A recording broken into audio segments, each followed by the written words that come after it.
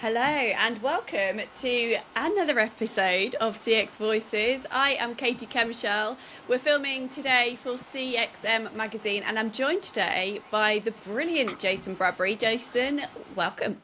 Hi Katie, great to be here. I'm so excited. So excited. I'm so excited to be here. It's 90 degrees here in Cornwall and I'm still sat here loving every second of it, really looking forward to it. So the reason I'm so excited is because we're doing a bit of a quirky conversation tonight around the death of the television industry and how the decline of this industry is directly related to not listening to the customer, to not necessarily even realizing that customer experience, if not put at the center of an industry, will literally lead to the decline of an entire industry. And from my perspective, who better to lead that conversation than yourself? So that's where we're going, but just give us a little bit of an update before we get into the exciting stuff on where you are at in 2026. What are you up to? Okay, Casey, having left television, where I worked for the best part of 25 years, about, 15 years ago, my 2026 now allows me to do anything I want to do in the amazing new world of kind of independent media, film and content production. And as you know, because you are a big part of it, your whole family are a big part of it, I'm about to release an independently funded feature film, a comedy set in Skegness, where all good British comedies are set, about a bunch of nutcases trying to use 80s computers to fight an AI that's gone rogue. So it's a lot of fun, but it is very much exemplary of the kind of trend that you're talking about, the move away from mainstream media to little silos of independently funded and also sort of politically diverse content, but be it news stations, podcasts, obviously, YouTube, or movies, or you name it, or even the new kind of vertical episodic series that are becoming very popular on platforms like Instagram, and I'm sure we can get into that more. But I'm doing the movie, and when I say I'm doing the movie, oh my goodness, every day, edit. You can see I'm surrounded by speakers. You might not be able to see, but I've got speakers all around me. There's a cable just there. And I've got this 5.1 surround sound set up because I'm having to do the 5.1 surround mix myself, because the true democratization of media has happened. We now own the printing press, as you know, because you're sat there in your front room, I guess. I don't know where you are. And and it's incredible. So yeah, the movie's happening. And I continue to do my job, my day job, which is talking about AI, which is sort of kind of how we met, isn't it? In a roundabout sense. So I talk to companies about AI. So big, annual AGMs and get-togethers. I'm one of the keynote speakers. That's what that is. But obviously that's been put to one side so I can finish off this gargantuan project that's been the centre of my creative world for 2 years. So you started off in television, you've now somehow migrated to creating your own kind of independently funded movies. Yeah. You're interested in AI. How do we bring all of that together in terms of just thinking about, like, you've been on this incredible journey. Viewers will know you as somebody that started off in the centre of British television. And yet here you are in a world talking about AI, talking about the changes, and at the same time making your own movie. Tell me about how you see the relevance of the changes in the way that customers experience television have taken you on that journey through from where you were to where you are now. I know it's something that you're quite passionate about. Very much so. Talk to us a little bit about that. Well, when you and I talked about doing this, I told you that I was very privileged. It was just when I'd left the Gadget Show, which most people know me for, which I did for 12 years. And I was very privileged to be asked to do a speech at Lincoln University, or the University of Lincoln, in their film TV media production department. And the topic that I chose was television is dead. So I couldn't be more relevant to the theme that you're exploring. And again, there's so much to talk about there, not least the fact that I've done hundreds of TV shows, Katie. And I don't mean episodes. I mean, I've probably done 100 different shows. So, you know, the Gadget Show, and then stuff on Discovery and on Bravo and BBC One. I did a big game show on BBC One on Saturday nights, and the Big Breakfast, and loads of youth TV, the Sunday Show on BBC Two, and I mean, and countless science programs and stuff all across digital, as it was back then. The first sort of iterations of the BBC steps into the digital world, when they kind of diversified their offering a little bit.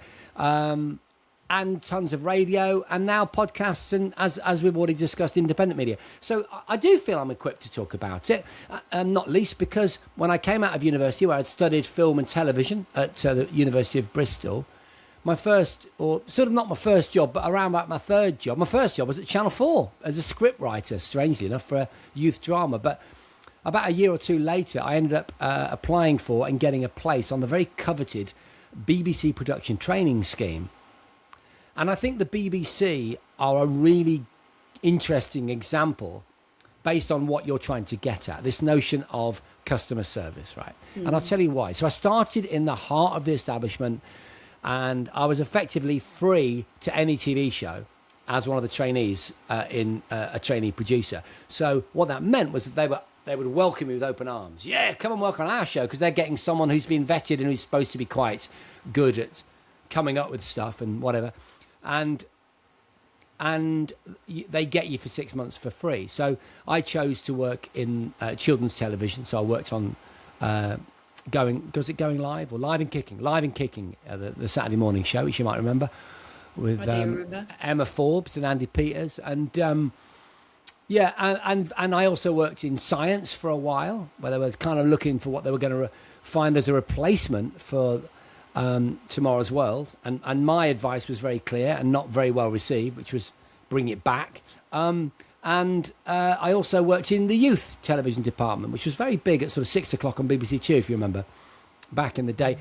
And I helped to bring to the screen a show called The Sunday Show, which launched many careers, including my mate David Walliam's career when he was early in his career as a comedian. But customer service, I think what's happened, I'm going to throw you a big kind of grenade right now. I think the BBC in particular forgot that they're actually looking after customers. I think their ignorance of what it means to be all but forced to pay a license fee is almost impossible to comprehend. The arrogance in that institution, I think, over the years has been extraordinary. And you can ask me what I mean by that. It is a very subjective opinion, and it definitely doesn't mean that I don't think that what the BBC outputs is, for the most part, actually extraordinary. I mean, the natural history, the drama, maybe the current affairs. The news is a whole other ballgame. They're so partisan, they're so soaking wet on the left side of the political debate, and I'm politically wet myself, meaning I sit right in the middle. I'll lean one way depending on one issue and the other way depending on another issue. So don't look to me to be making a political point here. I'm not.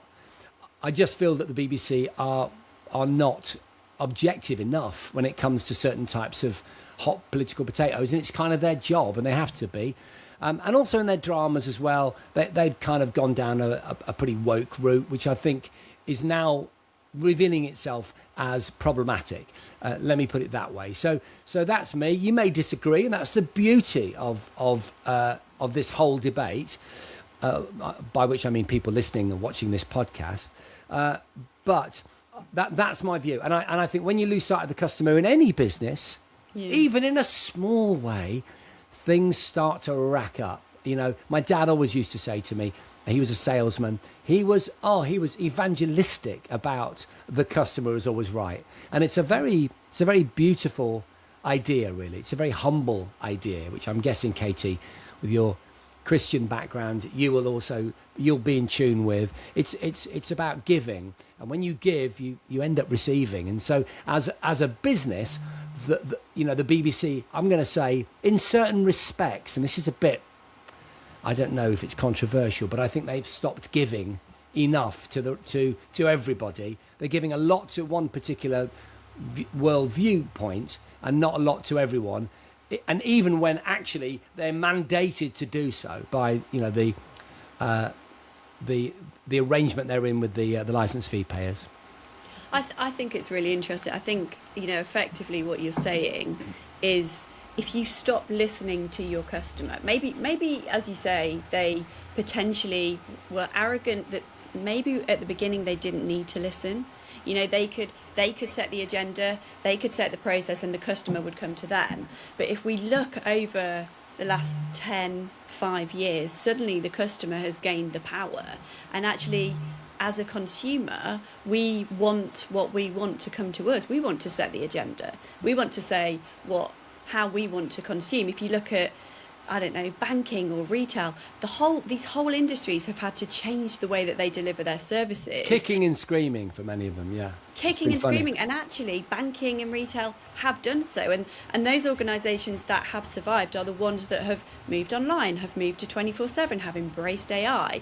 And I think I'm interested to hear from yourself if you think maybe that arrogance has literally just come from not listening, and therefore just... Yeah, I think you've nailed it. I don't want to be seen to badmouth this incredible institution that we have in this country that we should be very, very proud of. I'm just pointing out that for a number of different reasons that they're failing to... It's a one-way conversation with the BBC, although I would say it was. They're definitely changing. There's definitely a mood shift. And I don't know where that's coming from, but I'm here for it. And I think it's really, really important because they have to do well. They have to be supported. And I think we're going to be okay. But let me give you some examples of what I'm talking about in my world, and then it might relate to that. And it's not just the BBC, it's all mainstream media. And you're absolutely right. I think you've articulated it really, really well. They didn't have to respond. I mean, to actually affect some form of input into analog television when I was growing up in the 70s and 80s. I was born in 69, so I was watching television that I can remember in the 70s, let alone the 80s. I had to write a letter. So I'd write a letter to Blue Peter and I'd say, hey, Biddy Baxter, she was the editor of Blue Peter, my name's Jason and I did this at school today and I think I should have a Blue Peter badge. And I would often, back then I would often get a reply. So to be fair, they were listening there. But my point is that it wasn't a balanced two-way conversation, right? So, snail mail would take a long time to get there. And if you got a reply, it's not a great way of affecting change. Now we're in an instant environment where so a newsreader can say something and they can get hit, or the station can get hit with a barrage of opinion instantly on social media. And I think it's great. I think it's wonderful. I don't applaud all social media. I don't think it should be, a kind of, an echo chamber for all kinds of crazy ideas. But I am an advocate of free and open use of social media for adults. And that's one of the reasons why, so that you can actually push back. And so now if they're not listening, they're still not listening, that's a problem, because you could be forgiving and say in the 80s and the 90s it was tricky for them to get a real grasp, and they would do these sort of statistical polls on viewing figures and all the rest of it, but and the people would have boxes and they'd use some stats to work out what that meant in terms of the viewing figures, but it was very hit and miss. Now it's absolutely mathematically accurate. They know exactly who's watching and they can talk to them in real time if they're live, so. But I was going to give you an example from my own world. So I'm making a movie, and the way I'm making it is through the crowdfunding platform Kickstarter, right? And so we funded the movie on Kickstarter. And for anyone listening and watching, it doesn't quite know what that is. It's a crowdfunding platform. I say to you, hey, tell you what, if you buy a T-shirt with the logo of the movie on it, and I'll make it look snazzy, for a little bit more than it actually costs, I'll use the extra to make the movie, right? So I might sell a T-shirt for 40 quid, try and get it made for 15 quid, whatever. And then I'll have some money to make my film. And I did that with 833 backers. That was the amount of people that backed the movie. Many of them putting in a lot more than a T-shirt, I can tell you that. And so recently I realised that for various reasons, keeping to the promise I'd initially made and that people had backed, one of the pledges that they bought was the opportunity to download the movie. So they could download the movie when it's finished in August of this year, and they could watch it on their device, and they could have it for life, right? And then I started to realise a year down the line, actually, that might be tricky for all kinds of reasons that I won't bore you with. So I then suggested in a mail out to everyone, tell you what, we've decided that we're going to go with a stream instead of a download. So when you get to experience the movie in August, it'll be a stream. You can still access it as many times as you want, for as long as you want, but it's going to be a stream. Instantly, I got pushback. Instantly, my phone lit up with 833 people. Obviously, a relatively small percentage is still a lot of people. So let's say 20, 25 people. Bang, bang, bang, bang, bang. And then I chatted to my assistant, and not the next day, a few days later, I did a new update, and my update went like this. What did I say? I can't remember. It was a funny line that I wrote, and it was, basically I said, okay, you're right, we're wrong, we're going to give you a download. And I heard the words of my dad, my salesman dad. The customer is always right. And I thought to myself, it's going to cost me a little bit more money. There's some issues around DRM and copyright protection. But I said I was going to give them a download. Enough of them clearly feel that's not just something they want, but they're a little bit miffed about it. I'm not having that. I wouldn't be making the movie without these people. Take the hit, Jace, give them a download. And I got a lovely, warm response. So, again, I would argue in that instance, and your other guests on CX Voices and your sponsor and the people that watch this know a lot more about this than I do, but I'm going to wager that I've just brought those people even more on side, and that the community, the community that is the Kickstarter supporters have now been galvanized around a simple act of just giving the customer what they want.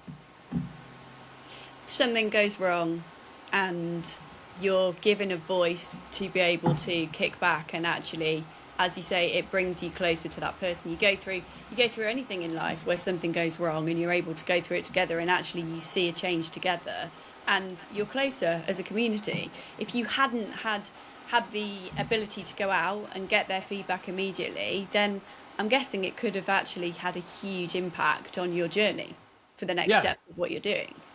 Yeah, I agree. And I think, we all talk about community, don't we? And how that is the new force that you need to really understand and focus if you want to be successful. And really the difference between an audience and a community is that an audience, they can applaud. And in a stand-up club, they can kind of get involved a little bit. But a community is absolutely, involved at a kind of granular level in everything that you do.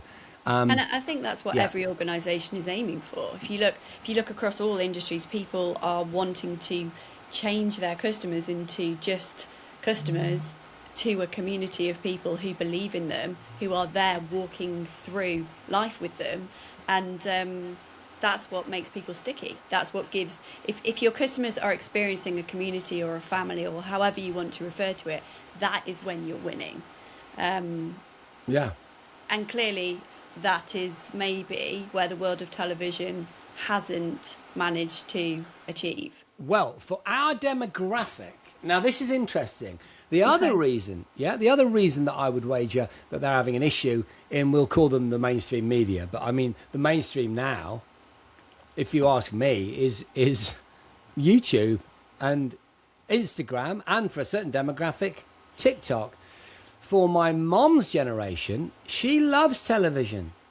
And I just did because she's less mobile than you and I, bless her, and she grew up with it, so she has a sense of loyalty and a kind of shared understanding of what the different channels represent and the various IPs like what's it called? Oh my goodness, the one, the Traitors or Traitors, whatever it's called. Yeah, she loves it. And I had a lovely experience with her at Christmas watching whatever the latest series of that show is, and really enjoying it with her. So yeah, there's a demographic element to this as well. Television is still serving that demographic really well and giving them what they want. They're just not doing it so well with us. You're right, and I think that is maybe the worry, because as that demographic does get older, and then we go into the various generations. We were talking about this on my last podcast actually, about the differences in how generations through the years communicate. You go from Generation Y, probably yourself, all the way through to well, no, actually you would have been Gen X, and then Y is millennials. I would get very confused around this. Effectively you're getting to the point where if the baby boomers are kind of leaving it behind at television, and then I don't even have a television license as a millennial. I've got my phone. I can consume. Have you had some snotty letters? I always get snotty letters. Seriously, from the BBC, and are they suggesting? And do they suggest? Do they very convincingly suggest that you've committed a crime? Absolutely, they're convinced that you're committing a crime. I'm no marketeer, okay, but I'm guessing. That's not what they teach you at marketing school, is it? Maybe they try and sell you on the problem that this product they're trying to sell, in this instance the BBC, on the problem they're going to solve for you. For example, like, wouldn't it be great if the BBC sent me a letter tomorrow, right? Rather than saying, we know you're watching television.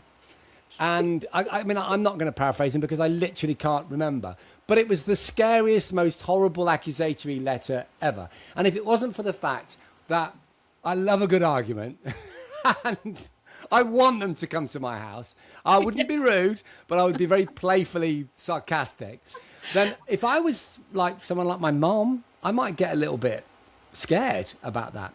The way they word it is as if they know that you are watching television, and it makes you second guess yourself. I think exactly. Have I got a television that I'm unaware of? We were watching something the other day, and it derived from an ITV series, right?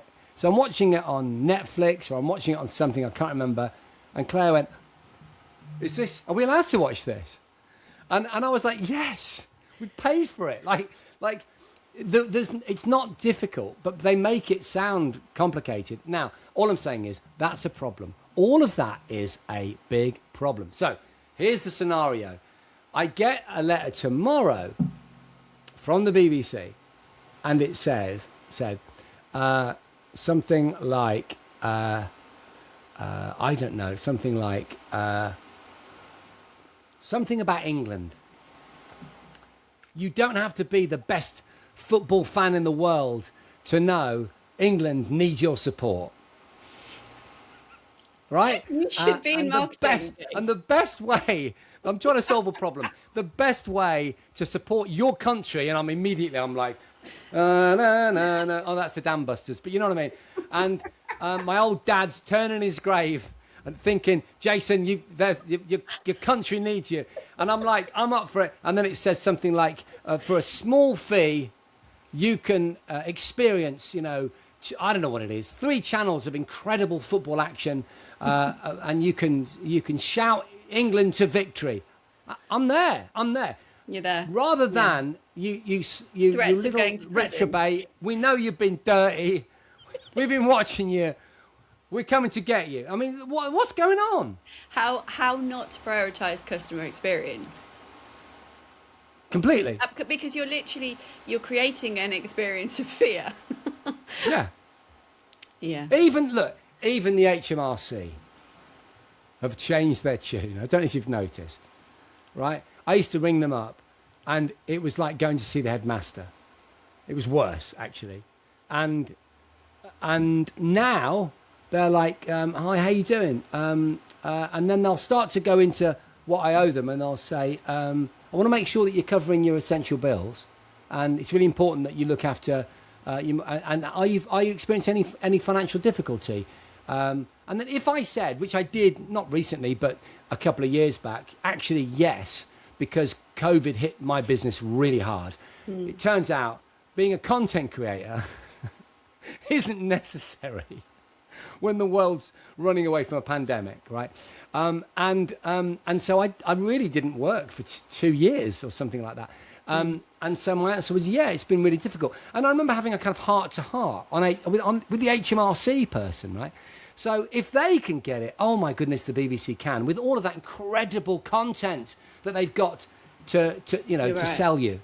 You're right. It ultimately comes down to actually caring.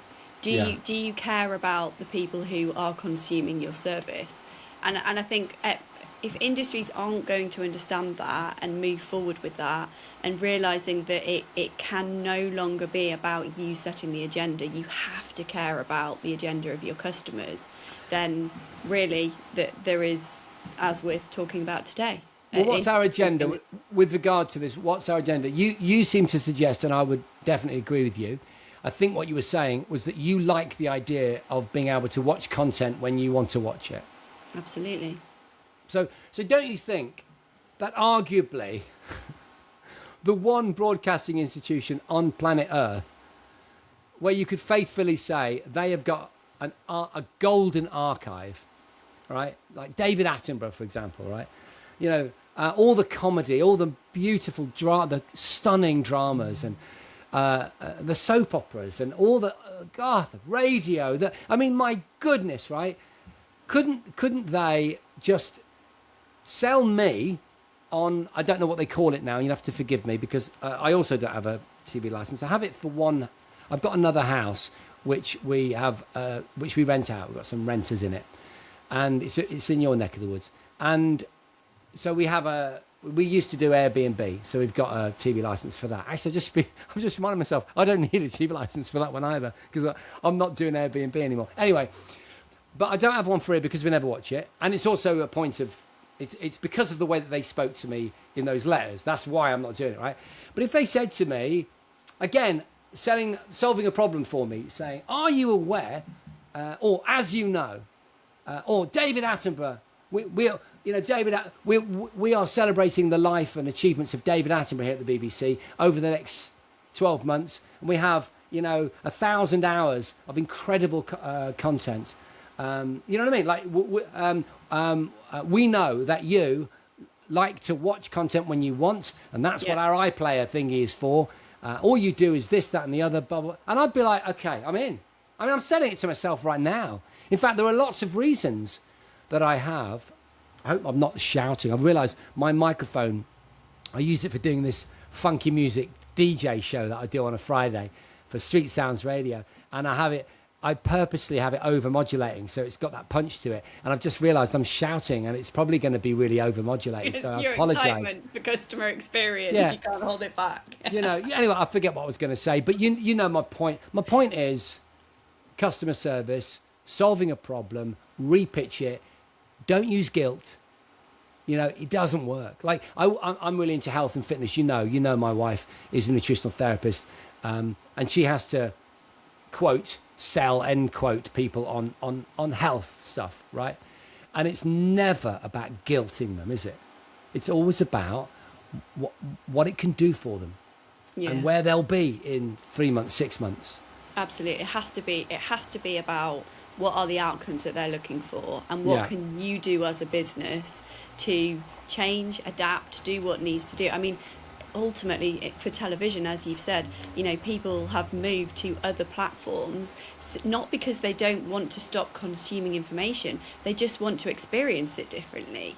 And so they've moved to those platforms that have made it accessible, and yet still television is making it accessible. It's just that unfortunately in many cases they're missing that attention now, because the attention has gone to other platforms. The customers are still there consuming. I'm going to use the AI, right? What is iPlayer now called?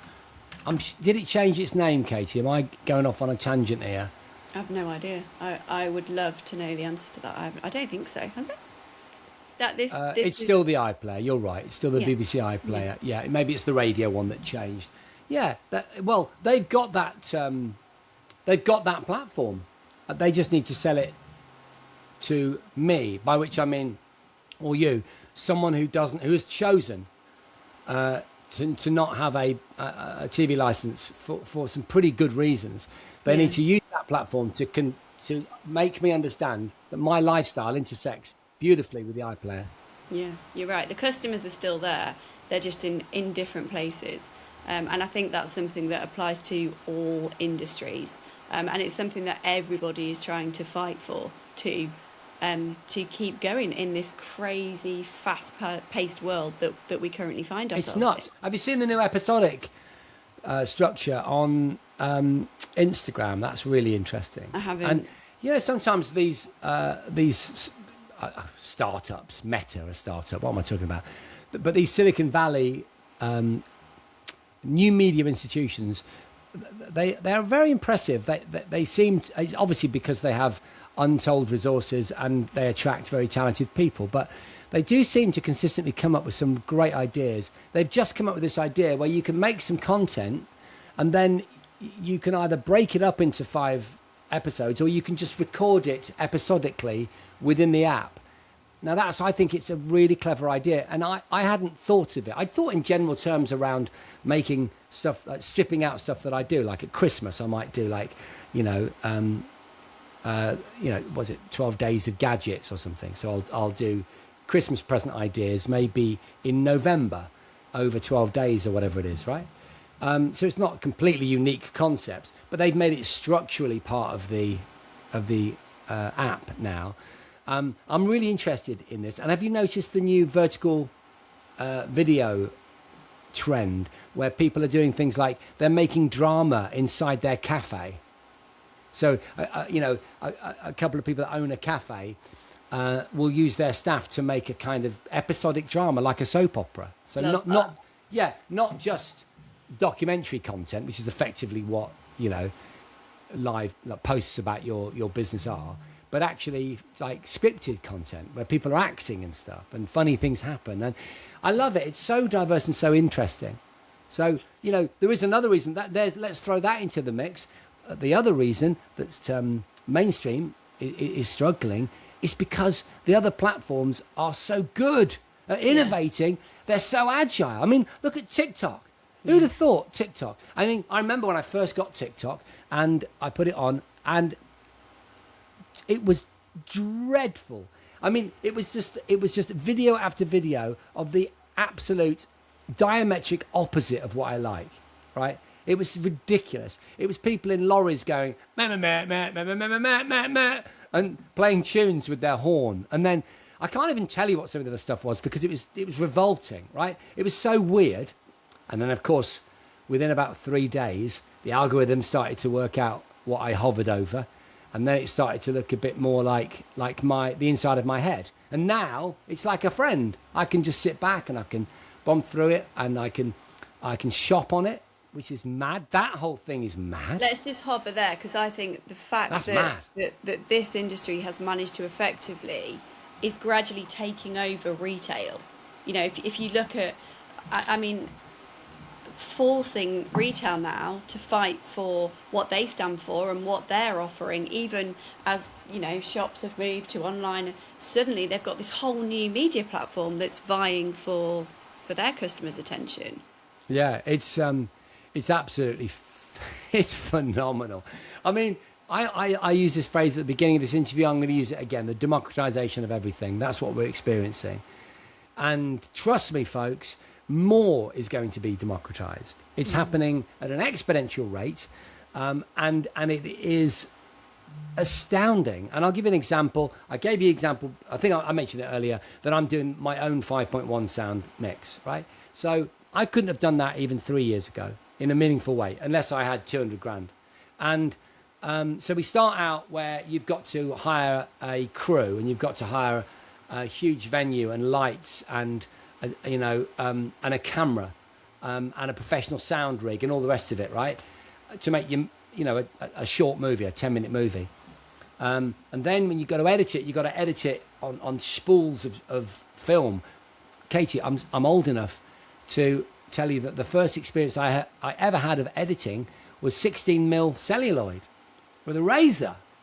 And I worked on a radio station in Bristol while I was still at uni as a kind of work experience. And I was editing radio items, again, from tape, splicing tape. I mean, now you could literally shoot a very financially successful and very well received short film, even a feature, arguably, on iPhones, and edit it on your laptop and do the 5.1 mix and God knows what else coming down the line. And yes, we haven't talked about AI yet. We need to get onto that, and maybe this is the juncture that you need, because AI has played a very important role in my film. My film is about AI, but in a subtle way, we've used AI to solve some really interesting problems for us. So that's part of this democratization process. But it's interesting, isn't it, that we're you and I are now in the AI pushback phase. That's been quite interesting. But anyway, I don't want to preempt that section of the chat.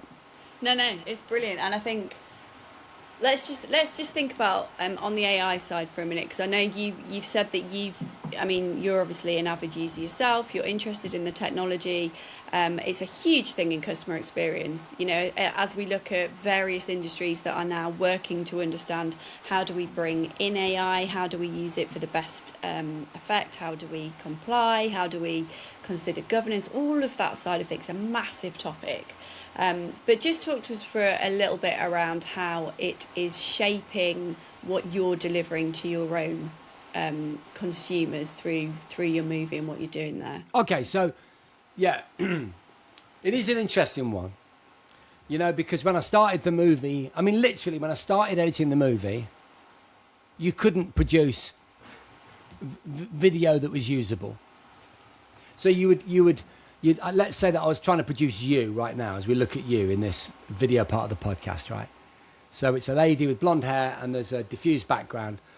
Well, the diffused background would be a little bit random. It wouldn't necessarily, this is like 18 months ago, it wouldn't have been reliable, right? And then there would have been something uncanny valley about you. There would have been something that was very AI about you. And then you might glitch, or your eye might do something strange, or your teeth might look phenomenally perfect. And the lip sync, the lip sync was probably okay 18 months ago, right? Okay, good. Cut to, also, you would have been 1080p, right? So, and you would have been 4 seconds. So now, I forget how many seconds I can do, but I'm more up to like 8 to 12 seconds. I'm in 4K, and the assets in the background, for you, it would, in my instance, in my movie, it might be a very brief clip which we would then comp onto a real shot that we've shot ourselves of a television screen, and it might be the TV in the background of a canteen, and we want a news item on there for that sort of foreshadowing that we're all very good at picking up on when we watch movies, right? So you'll use the newsreader to say something that it's almost in the background, but as a cinema goer, you're like, oh, hang on a minute, I reckon that's relevant. You get what I'm saying? Yeah. And so, yes, I've got to hire an actress. I've got to, if this actress wants to get some stuff for her show reel, I could, in good faith, get her to do the movie for free and give her a credit and give her some material for her show reel. I've still got to get her to Cornwall. She might live in London. I've got to put her up for at least one night. I've got to feed her. And on that kind of budget, that's a lot of money. That's 250, 300 quid right there, right? And that's if this person does it for free, right? And so, and I've got to get a green screen, I've got to light it, and I've got to find a space to do it in, right? I could do that shot in, 5 minutes, you know, because it takes a while for it to render it at that quality. And most importantly, I can go back into it and I can say, actually, could you give her a red blouse, or could you, could you have a weather map in the background on a bank of televisions? You see what I mean? You get absolutely incredible flexibility. Now, we have a bit of a policy on our movie. We're not about to fly the flag for AI killing human creativity. So we've used it very sparingly, and we've generally, it pops up with a bit of an analog glitch, and it's just there momentarily, and it's in the background, all right? To get us out of a hole and to help us, because we have no money. We have no money. I am so in debt on this movie. I'm using my own personal bank account to fund everything that we do from this point on, and we've still got plenty of T-shirts, DVDs, artwork, Christ knows what to send to people, and we've got to print 350 odd Blu-rays and God knows what else. So I need the help, and that's what AI is providing. What I love about your story throughout, whenever you talk about your movie, is that you are thinking about your supporters, your funders, your customers. You know, everything that you're saying. It may cost us more money, but I am here to make the customer happy. And really, that it brings us back to the whole point of this conversation. You know, if that is your aim, if ultimately you are here to listen to make a difference to those consumers, and that's exactly what you're doing in all of your work, and that's really why I wanted you to come on, because you are somebody that really does believe in customer experience, understanding it. I think it's just a win-win, but I'm going to say it also includes not using AI, and I know that won't be a shock to people, but it needs to be stated that if your customers have a problem with AI, and in my world, the world of the arts, which is where I'm sitting right now with my producer hat on, AI's got a bad name. It's got a bad reputation because it's putting people out of work, or it's threatening to put people out of work, and the output that's coming from pure AI interaction, certainly in the movie and content creation realm, isn't always very good. In fact, I'd argue it's generally not great. AI works best when used moderately, as a supporting framework or an asset or an element within a real world context. All right. My daughter is an illustrator, right, and I think it's fair to say she's anti-AI. Like, she has no time for it. And I get it. I totally get it. And I also see, to get back to your customer experience focus, right, a great opportunity, a brilliant opportunity to give your customers what they want. If they don't want AI, make a point of not giving them AI. Maybe use AI if it helps you in the back end, right, in terms of your efficiency, so that you can remain in business, you can be efficient, and you can help your customers, right? But if what they want is a human-to-human interaction, then make a big deal of that. And the best example has got to be, right, the revolution in the 70s in coffee machines. Katie, you're far too young to remember this, but in the 70s, that's when we invented all the kind of automated coffee grinding things and all that stuff, which is very normal now. And suddenly you could get a pretty decent cup of coffee in the hotel foyer, your Trust House 40, whatever it was in 1979, and it would be a bean to cup type thing, right? And what actually happened, and in petrol stations, there was a pushback, and the pushback has now resulted in me every morning, this morning being no exception, queuing up for the best part of 7 to 10 minutes, while a bloke with tattoos and a beard makes me a coffee. It takes ages to do it, and it's all part of the experience, and I want it. And I get there early. I get to the shop early so that I've got a proper cup of coffee made by a human being, and I walk all the way back up the hill to start my day. Now, that's a great example, isn't it, of how the analog human-to-human experience is very valuable. 100%, and I think the industry is already seeing that pushback with AI. If we look across the industry at the amount of failed projects where AI just hasn't been adopted, and actually people have tried to implement the likes of chatbots, the likes of various ways of communication through AI, and are now already going back and reintroducing humans because people just do not want that experience. And I think ultimately it comes down to the AI has to be there to support the human. And you're right. It's about what do your customers want to experience, and that may be different for different generations, for different industries. But you have to lead with the customer. And in many cases, people haven't. They've jumped all in with 2 feet with the AI experience, and it hasn't delivered what people need. And it's exactly the same with your coffee analogy. It's gone backwards. The human in the chain is critically important. And again, I remember speaking about this even as recently as a year ago, and it was quite a radical idea. But now it's just obvious because we've dipped our toes in the AI waters, and it's extraordinary, but we know that it's not, certainly as a business, and I'm a very small business, I'm not ready to wholesale adopt AI, for example, to start editing my videos.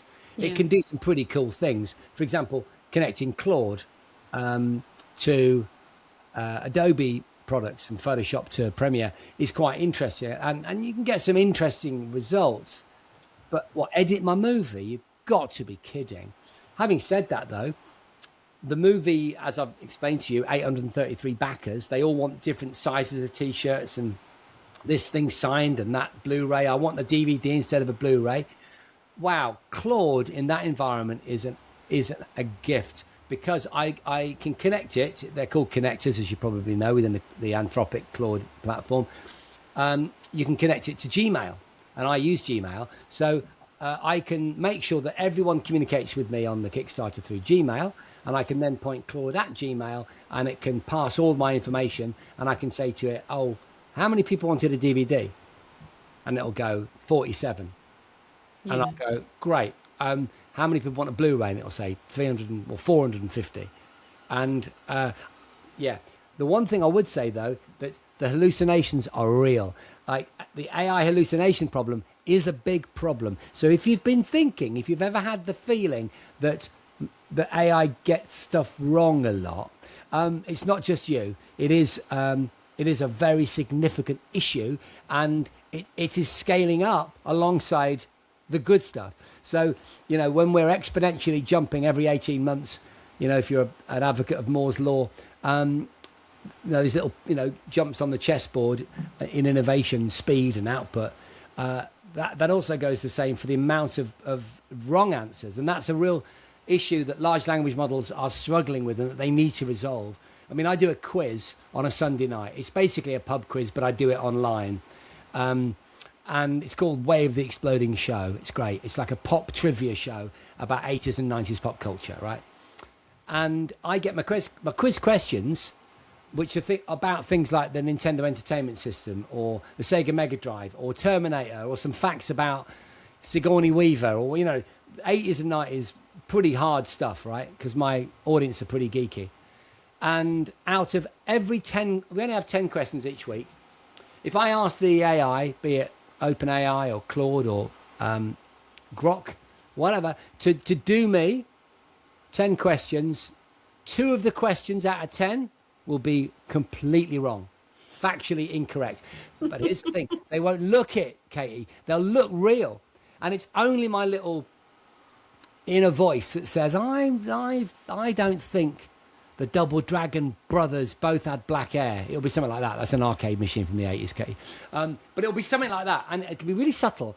And even if I ask it to check itself, it'll still get it wrong. Yeah, it's absolutely convinced that its truth is reality when it's actually just completely made up. Yeah, that's the problem. Now, that's fine for my trivia quiz, right?